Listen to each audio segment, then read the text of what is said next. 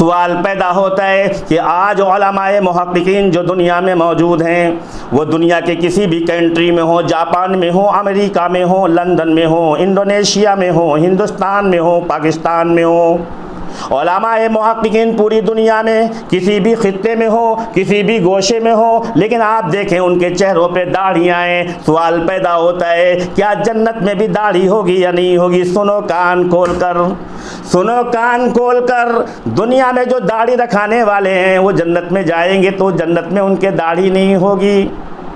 اللہ کے پیغمبر نے فرمایا سوائے ایک کے باقی کسی بھی جنتی کی داڑھی نہیں ہوگی۔ ایک جنتی کی داڑھی ہوگی، وہ ہوں گے حضرت ابراہیم علیہ السلام۔ حضرت ابراہیم علیہ السلام کے علاوہ کسی کے چہرے پر داڑھی نہیں ہوگی۔ اگر جنت میں کسی کے داڑھی ہے تو وہ صرف حضرت ابراہیم علیہ السلام، باقی کسی بھی جنتی کے داڑھی نہیں ہوگی۔ اور جو جہنمی ہوں گے ان کے ہر چہرے پر داڑھی ہوگی۔ جو دنیا میں داڑھی نہیں رکھنا چاہتے کل میدان محشر میں جب جہنم میں جائیں گے تو اللہ تبارک و تعالیٰ ان کو دکھا دیں گے کہ دیکھو یہ ہے سنت رسول کو ٹھکرانے کا نتیجہ، یہ ہے سنت رسول کے ٹھکرانے کا خمیازہ، بھگتو۔